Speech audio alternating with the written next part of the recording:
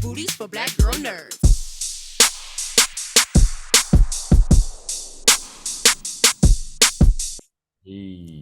Hey, so listen, this film was so good. I loved it. And, I needed a little light and levity right now in my life. And this film did it. I'm going to start with you, Jay. Sean's indecisiveness in what he wants kind of reminded me a little bit of Lawrence from Insecure. And Really? he did a little bit. Okay. And they say time heals all wounds, and that can be essential in building a new relationship. When moving on from an ex, is 6 months enough time in that new relationship to commit to a marriage, or does time not matter in these situations?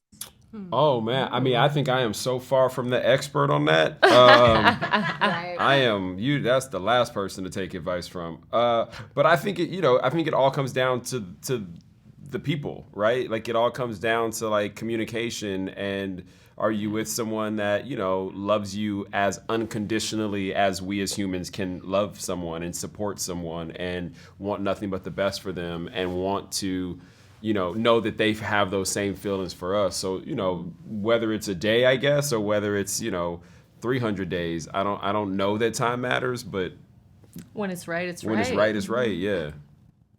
Yeah.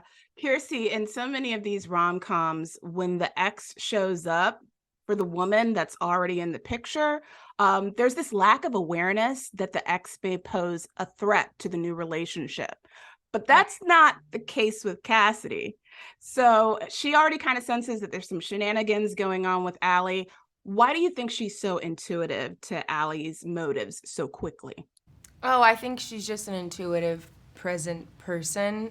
And I think she also understands. She's very empathetic. So I think she sees where Allie is coming from, even though it's disrupting her own life. And she allows life to happen. And I think she's accepting, I can't do anything about if she takes my man. If he wants to be taken, then, I'm not going to hold on for dear life. So, yeah, I think that's just who she is and how she's lived her life, generally speaking. And Allison, for you, Allie has built her life around her TV career and has a bit of a reality check, pun intended, in this story. Why do you think it's challenging sometimes to find love and at the same time try to maintain a high-powered career?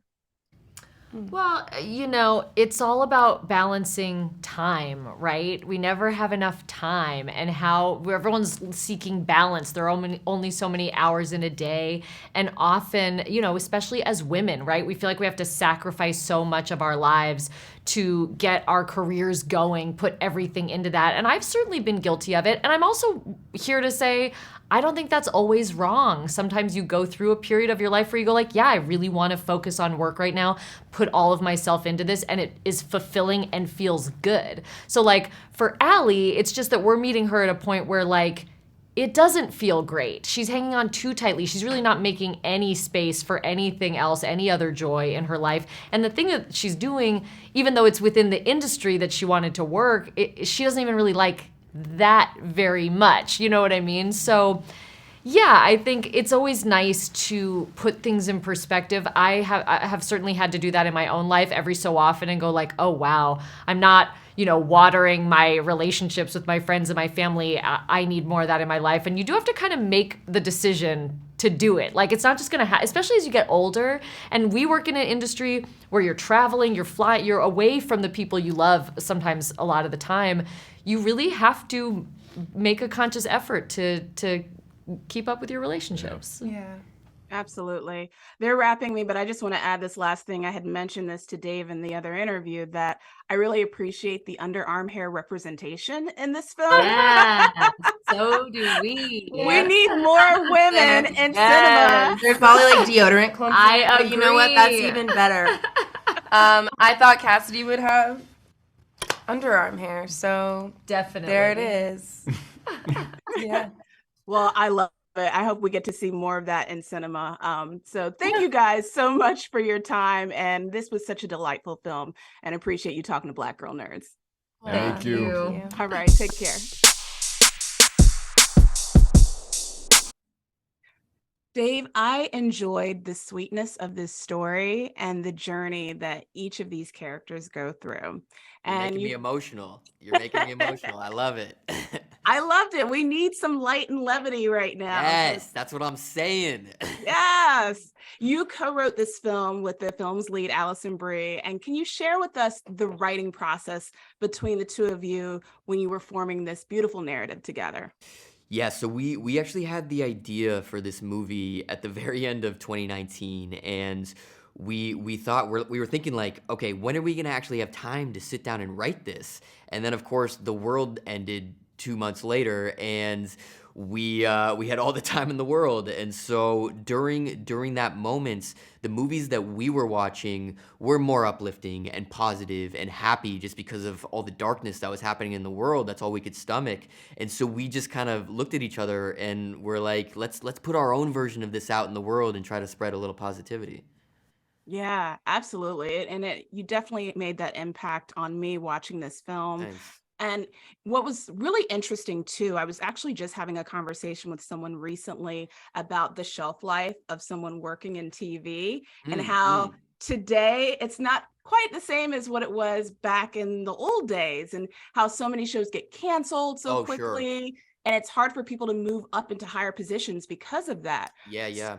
So did the culture of reality TV and streaming content help influence you when you were crafting out this story of Allie's career and her path in entertainment?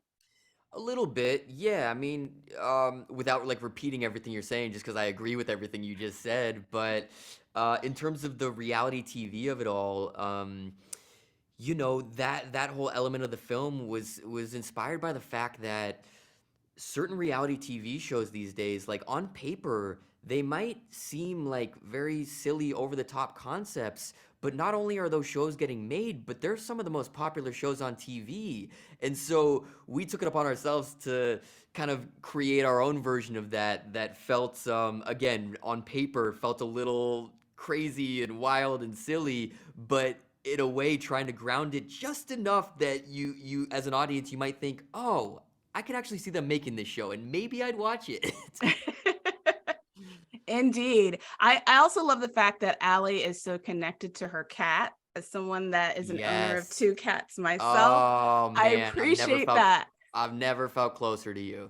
Ah, is there an underlying meaning between Allie's relationship with her cat versus her relationship with people? Because she seems like she's more someone that's interested and comfortable with living in solitude and not really being around people much. That's exactly right. No one has asked about the cat in this way, and I really appreciate it. Yeah, I think at the beginning of the movie, Allie, the character Allie, is kind of a little cat herself. She's like kind of a loner. She likes her own space a little bit, and I think also we use the cat in a way to show that like Allie does have sweetness and empathy in her, because like at the beginning of the movie, she is a little more fierce, she's a little more rigid, but like you see in her relationship with her cat, it's like, oh no, there's like real humanity underneath it all. And then on top of all of that, we just love cats. And our cat Harry, he actually passed right before we started writing this, and we were like, you know what, this is our homage to him, and so we named the cat Harry in the movie. Oh, that's so beautiful. Oh, that's so Yeah. nice. Well, listen, they're about to wrap me, but I just want to add that I appreciate the underarm hair representation in this film. Yes. I feel like there's not enough movies that show women with underarm hair. I'm So with you. thank I'm you for with you. showing that. Honestly, like Kiersey Clemons is so great as a human and in this movie, and like we really leaned, I mean, on all our actors, but like we really wanted Kiersey to and everyone to just feel comfortable. Like, do you like whatever you want to do? I'm on board. Let's just like make it so we're all comfortable and feel safe, and let's do our best work. Yeah, I absolutely loved it. Well, thank you, Dave, so much for taking the time to talk to Black Girl Nerds. What a beautiful film, and all the best to you and the cast. And I can't wait for everybody to see it. Really appreciate all these very, very nice things that you're saying. Oh, thank you. Take care.